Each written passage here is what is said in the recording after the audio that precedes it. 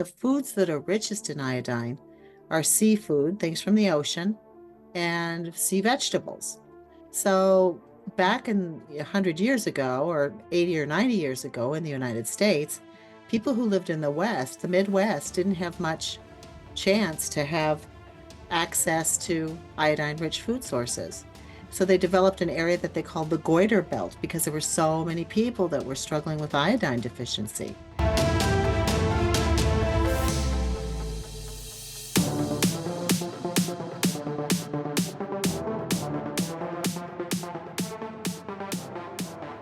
Welcome to episode 138, folks. 138 with yours truly. Cheryl Myers is back with us here today. We're excited for this one. Last time we talked with Cheryl, episode 118. So she's back in our monthly check-in here, representing Terry Naturally. Cheryl's the Chief of Scientific Affairs for EuroPharma, Inc., which is the parent company to Terry Naturally. She's a healthcare professional with certifications in cancer, pain control, and issues of aging. Cheryl's an expert in dietary supplements and natural medicines who's been a featured guest on hundreds of radio and television shows. Cheryl's a member of the editorial board of the Natural Medicine Journal, and her own published research has included topics such as menopause, diabetes, sleep disorders, and digestive health.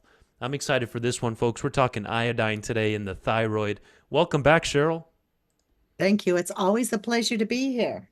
Likewise. And you do have a little throat there today, cough, so I do. no problem. And she still came on, folks. She still came on for the team here. Cheryl. Yeah. I've taken so much elderberry. It's a wonder my skin hasn't turned purple. Okay, great. So let's dive right into it. Thanks again for coming on.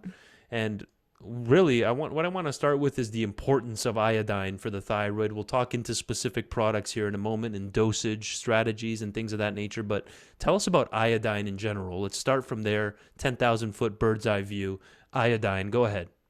Well, iodine is an essential mineral. So as you know, there's essential vitamins and minerals that if we don't have them, we can develop a deficiency syndrome and we may even die. So for example, the deficiency syndrome with vitamin C, many people have heard of. If you go for months and months with zero vitamin C, you're going to develop scurvy. Well, if you go without enough iodine, you're going to develop something called goiter. And goiter is a massive enlargement of the thyroid gland because it's trying so hard to try to find some way to make thyroid hormone because without iodine, our gland does not function. In fact, there is no glandular system in the body so dependent on a single mineral as the thyroid gland is on iodine. So iodine is a part of our diet. The foods that are richest in iodine are seafood, things from the ocean, and sea vegetables. So back in 100 years ago, or 80 or 90 years ago in the United States, people who lived in the West, the Midwest, didn't have much chance to have access to iodine-rich food sources. So they developed an area that they called the goiter belt because there were so many people that were struggling with iodine deficiency. In order to help these people, smart folks at the time decided we have to find a way to get more iodine into people so they don't develop these problems. And they came upon the idea of adding iodine to something that most people used every single day, and that was salt. So when you look at salt in the grocery store, you'll see a lot of it says iodized. That means that iodine has been added to the salt. So as a result of that, goiter just about disappeared. But unfortunately, the amount of iodine needed to prevent goiter is not necessarily the amount of iodine you need to survive and thrive. Oh, I see you're putting up some photos Yeah, of you what don't want a goiter goiter, looks like. folks. Yeah, Right. this is Yeah, unbelievable. absolutely. So fortunately, because of adding more iodine, people aren't struggling with goiter like they used to, but that doesn't mean that they aren't struggling with other issues with less than optimal amounts of iodine. So some people think, well, there's salt in everything, there's sodium in everything. So there's no way I'm not getting enough iodine, right? Right. Wrong, because sodium is not the same as salt. Sodium does not contain iodine. So if you see sodium in your frozen meal or sodium in something else that you're using, that doesn't necessarily mean it's rich in iodine. Right. If you're using healthier forms of salt, which I personally prefer, like the pink sea salt or the Celtic gray salt, these are wonderful natural salts, but they're not rich in iodine. Additionally, our crops are being grown in increasingly deficient soil. So when they look at our food sources today, we are on average getting about 50% less iodine than we did from foods in the 1970s into Wow. the early 1980s. That's a huge drop off. Now, if that weren't bad enough, iodine lives on the periodic table of elements. And if all of you remember from high school, it looks like a giant crossword puzzle that has little initial abbreviations for the different elements. Um, Iodine is in a little up and down section of that periodic table of elements that has other compounds with it. So iodine has cousins. It has things like bromide, chlorine, chloride, fluoride, and astatine. These are all cousins. Iodine is life-giving. If you don't have iodine in your diet, you will not survive. The other four, carcinogenic, really problematic. The trouble is they're cousins, and sometimes cousins bear a little bit of resemblance to one Right. another. So in our bodies, every single cell in the body has a little chair on it that's designed for iodine to come and sit down. It's a docking station. Every single cell in our body has a receptor site for iodine. The trouble is the cousins look enough like iodine that they can squeeze into those chairs. So let's say you are a big fan of highly caffeinated citrus soft drinks. They very often contain a lot of brominated vegetable Oh, oil, wow. which provides a lot of bromides to your body. And, it's going to knock the iodine off of its chair and take its place. Let's say that you eat a lot of commercial baked goods. Well, there's a lot of bromides used in commercial baked goods. In fact, In the um, flour, right? in the flour, absolutely. I personally, when I'm baking at home, I use King Arthur. That's the brand I know does not contain bromides, but sometimes you can find other brands, but just make sure they say non-brominated, right? So we have all this exposure, and then fluoride in our water, in our toothpaste, chlorine in our swimming pool, in our tea bags. I mean, we are just bombarded with competitors to iodine. So when we look at the average amount of iodine in the human body, it's about 50% less for men and about 55% less for women over the last 50 years. And that's a problem because iodine, um, as you know, as I said, it attaches to every cell in our body, prevents our exposure to some of these more toxic elements when we have enough of it. Because it's sitting in the chair, then bromide can't get there, and fluoride can't get there, and chlorine can't get in there. It also is absolutely crucial for thyroid glandular function. The Right. thyroid gland uses two ingredients in its special recipe for thyroid hormone. That's iodine and the amino acid L-tyrosine. Tyrosine. It weaves these two together to make thyroid hormone. Your thyroid hormone dictates how quickly and efficiently your body turns food into energy. This is crucial because if it slows down, even if you're not hypothyroid, even if you don't have a thyroid disease, if it is less than optimal, if it slows down, you're going to have less energy. You're going to start to gain weight. You may have some issues with hair quality and consistency. You might have problems with dry skin. Your thinking may slow down. There's a lot of things that come with not being able to really rev up our energy production in our bodies. That's really problematic. People who have serious thyroid issues, where they're hardly producing any thyroid hormone at all, sometimes gain a great deal of weight. Yeah. They can become clinically depressed. In fact, they estimate that 30 to 35% of people that are diagnosed with major depressive disorder have Have underactive thyroid thyroid. glands. Yeah. Yeah. So it makes sense for all of us today to pay special attention to what our thyroid gland needs in order to make it not just survive, not just to avoid deficiency syndrome, but to thrive. Great breakdown of my original question of just iodine. That was beautiful, Cheryl. Thank you for that. And I like that you mentioned you don't have to have full blown hypothyroidism where the TSH is literally flagged with an H next to it off the Yeah. charts. Hmm. In fact, a lot of people don't have that we see clinically, where you have something called subclinical hypothyroidism, where everything's within the ranges there that they have on the blood work, but the person's still having all those symptoms you mentioned. and potentially even soreness here in the thyroid region when Hmm. they swallow drinks or food. But then, in combination with the unintentional weight gain, the hair loss, the fatigue, feeling cold all the time, dry, clammy skin, constipation, all that stuff that you were just mentioning. So that brings us to do a quick screen share here on Tri-Iodine. Let's talk about this specific clinically patented version of Terry Naturally's iodine, specifically the Tri-Iodine 3 milligrams. There's about 4 different dosages on this one, correct, Cheryl? We can go all the way up to 12.5 milligrams, if I'm not mistaken, even 25. Let's hear your Right. thoughts on this product.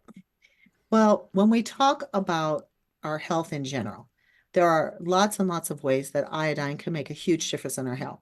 And when I'm talking to folks about tri-iodine, I am not generally talking to them about thyroid disease specifically, because this is 3 forms of iodine, each of which plays a slightly different role in the body. Now, all iodine in your body goes everywhere and does everything. Right.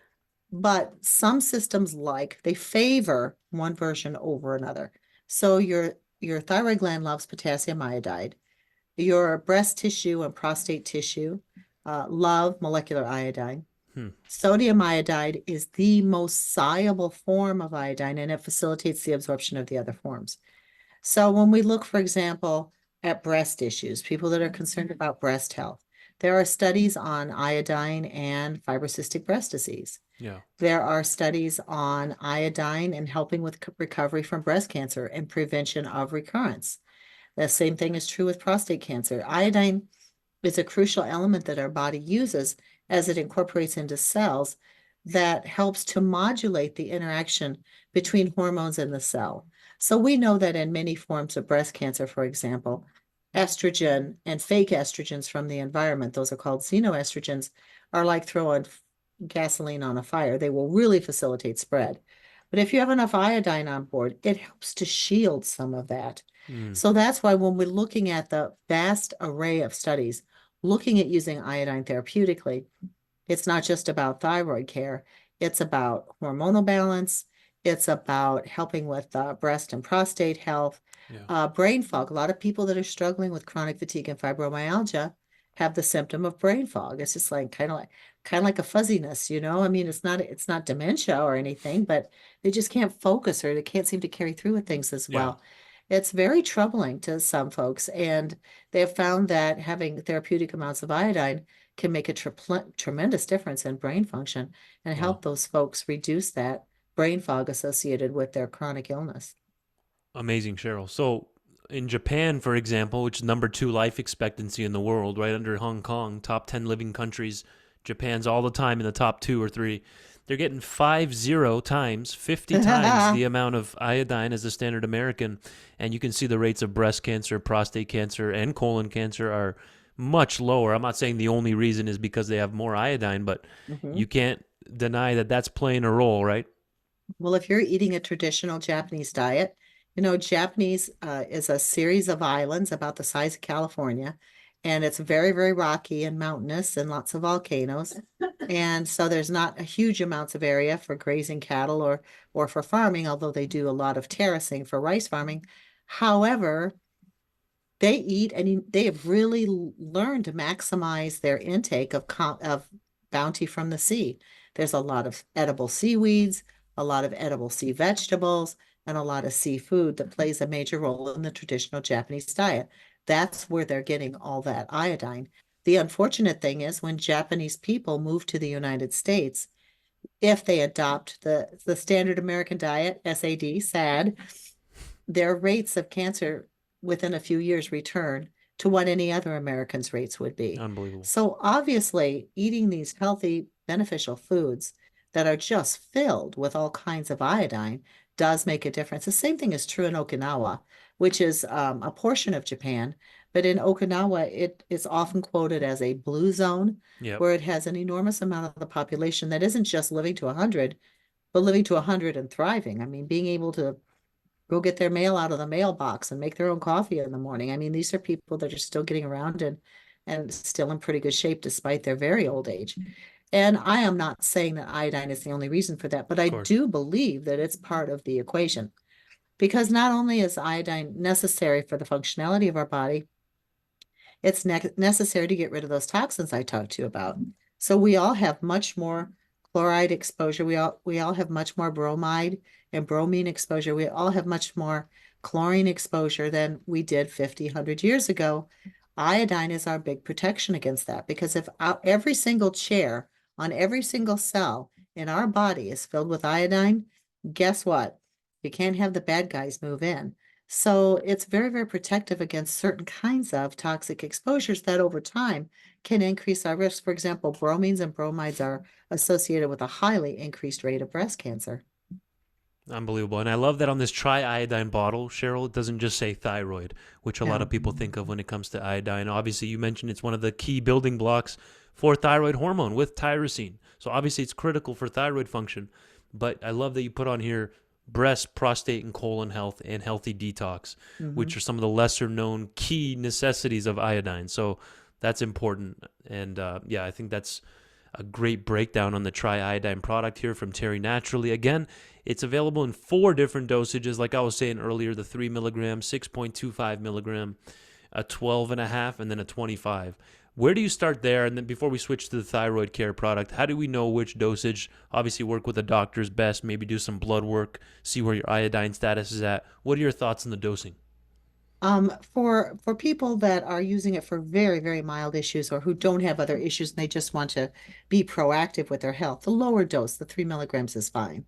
When you're looking at therapeutic usage, usually that's the 6.5 to 12.5 milligram range. The 25 is not necessarily something that most people would use every single day. That very high dose is a part of a protocol that was put forward by a doctor named Dr. David Brownstein. He wrote the book Iodine, Why You Need It, Why You Can't Live Without It. I would recommend this book.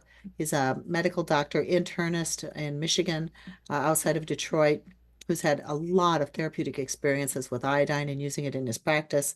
And I think the book's in its 4th or 5th edition now. But he believes that many people benefit from doing a 2 to 3 month loading dose, like a very high dose iodine to kind of push all those toxins out of the body. It's not for everyone, but if somebody is interested in following that protocol, we do offer that. If individuals start with a lower supplementation, is it going to do the same thing?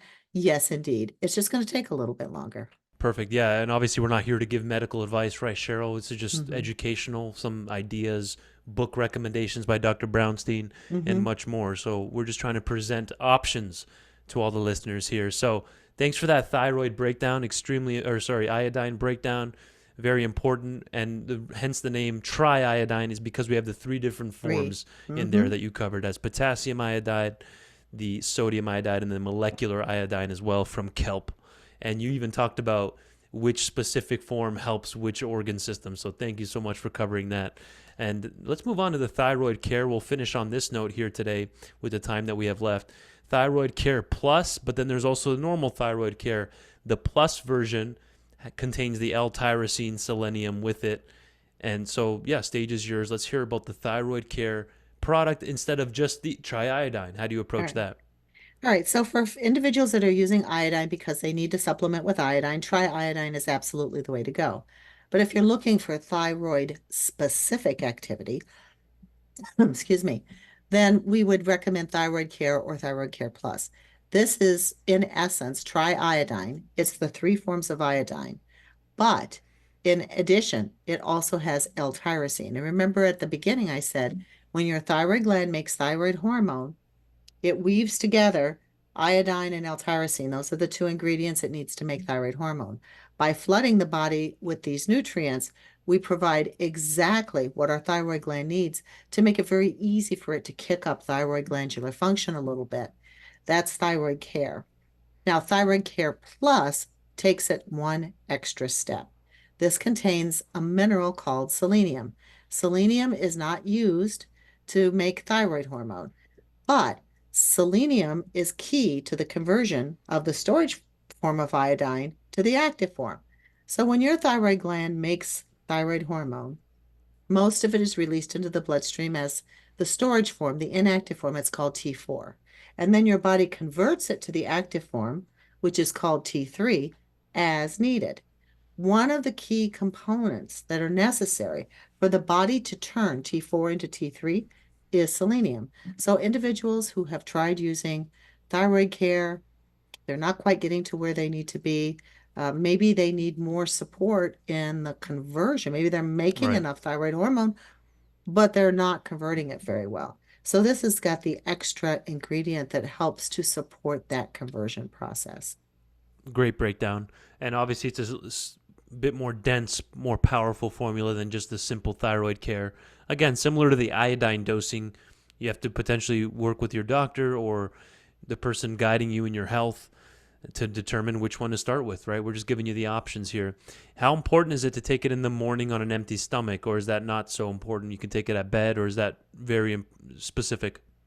Tri-iodine can be taken anytime, Okay. with or without food. However, the L-tyrosine, that amino acid that's in both thyroid care and in thyroid care plus, there have been studies that show that L-tyrosine can lose some of its potency if it's taken with food. So that's why we recommend taking this on an empty stomach. And it's just easier to do empty stomach in the morning. And an empty stomach is defined as 1/2 hour before or 2 hours after you've eaten a meal. So you're just gonna, will it hurt you if you say, oh no, I just ate breakfast 15 minutes ago and then I took my supplement? No, it's not gonna hurt you at all. We just believe that you're gonna get a little bit more bang for the buck if you take it on an empty stomach. Amazing. So, starting point, 1 or 2 capsules in the day. This contains the tyrosine, selenium, and iodine. One thing I admire and appreciate about Terry Naturally products is how just clean cut and straight to the point you guys are. You pick, 2 to 5 ingredients per product. Some are obviously more or less, but Mhm. you're targeting it correct to the thyroid. You're picking the key differentiators that people are oftentimes low in and not getting enough of in their diet, like the tyrosine, iodine, and selenium. Is that a good way to look at it? It sure is. And when we're talking about thyroid function, and you mentioned something earlier that we should probably revisit, is that when people get these numbers from the lab, Yeah, that they can think, oh, it must all my symptoms must be in my head because my TSH was normal. that's right. The TSH is thyroid stimulating hormone. That's a test that's done of a hormone your pituitary glands makes. It's not even something that your thyroid gland makes. The pituitary gland sends out a signal if it thinks the body needs more thyroid hormone. The pituitary gland is like a hall monitor that sets off the alarm if it needs more students in the hallway. So, but that's the TSH. In theory, and sometimes in practice, higher levels of TSH means the pituitary gland is having to shout louder and louder and louder to get the thyroid gland to respond. So it makes sense to use it as a screening test, but too many doctors use it diagnostically and they say, well, your TSH is normal, so you don't have a problem. Well, let's say normal. I'm making up these numbers. Let's say normal is 2 to 5. Yeah, Let's say you're at 2.1. Your hair's falling out, your mood's in the toilet, you've gained 15 pounds in the last year. You come home from work and you just flop on the couch and order out. It's you just your quality of life, you're really, really struggling. And they tell you there's absolutely nothing wrong because you are 1 decimal point above the lowest level yeah, necessary to diagnose you with a disease. It's yep, a spectrum. So if somebody gets a TSH and it's quote normal, they should always have the follow-up of T3 and T4, where they measure the actual thyroid hormones in the yes, bloodstream to see what's going on there. They need to measure certain antibodies to make sure that you don't have autoimmune issues with your thyroid gland. yep, They need to look at your ability to convert the inactive to the active form. TSA should be a starting point, not an end point. And many, many integrative practitioners today are saying, treat the person, not the numbers. So if, as I said, if normal is 2 to 5 and you're at 2.1, it is not an either or. It's not either you have pneumonia or you don't have pneumonia. With thyroid dysfunction, it's how much thyroid dysfunction do you have? Do you have none whatsoever? Do you have a little bit? Do you have a little bit more? Do you have a moderate amount? Do you have a severe amount? So when you look at those numbers, when people get too used to that either or black and white, yes or no, oh, it's normal. Therefore, I am making up all my symptoms. I must be crazy. right. And that nothing could be further from the truth. Need to get in and explore those numbers. Let's say your TSH is even a bit on the high side, but you feel miserable. Doctor needs to still keep working with you because you might be making enough thyroid hormone, but not converting it to the active form. There are so many different things that need to be evaluated. Listen to your feelings and listen to your symptoms. And if you're experiencing those, just keep pursuing it with your healthcare practitioner until you get to a better place. Thanks for emphasizing that, to also get the T3 and T4 checked with the TSH. That's huge. That's way more Mhm. comprehensive than most people. They're just getting that TSH checked. So, and I see a Absolutely. lot of people with the normal TSH, but that free T3 is even the most important, I would argue. It has the reference range is almost double or triple the reference range for the free T4. So the T3 is the real one that's doing all the different functions. We got to make sure that T4 is healthy conversion into the T3 into free T3. Absolutely. Very important. And a lot of people that first come to our clinic, their free T3 is under a 3. Well, the range is like 2 to 4.5 or something. And most people are under a 3, and that's when I notice all kinds of issues happen. And anybody that's under a 3, that's our first goal. Try to get that free T3 at 3 or above. If you're taking notes at home, that might be something to run by your doctor there. So, Cheryl, we're coming into the tail end here. Thanks so much for covering all this information. We covered the Tri-Iodine with the 4 different doses, the Thyroid Care Plus. What's a good take home? You know, a lot of people are dealing with hypothyroidism or subclinical hypothyroidism in this country, much more common than hyperthyroidism. Yes. I'm sure you'd agree with that. And so, what's a good take home here? What's a good message that we should walk away with on this You one? know, if you're starting to become more sluggish, if you're starting to gain weight and you're eating carrots and celery sticks for lunch and you're still gaining weight, if your hair is getting brittle and dry and not very lustrous, and or if your hair is starting to fall out, if your mood is, as I said, your mood is dipping where you're not exactly sad, but you just don't feel like doing anything. You're not having very much pleasure in your activities. A lot of people point to depression, and absolutely mental health issues should be explored. But please, please, please get a good workup for your thyroid gland because, we think we are who we are, but we are who our hormones tell us to Mm, be. right. And I'm telling you, if you have even a 10% increase in your production of thyroid hormone, you will feel like a new person. It can really, really make a difference. Oh, I appreciate your time as always, Cheryl, and coming on despite your sore throat and cough. So you're the best, and you've been with us since the radio days. So appreciate you a lot. Thank you so much.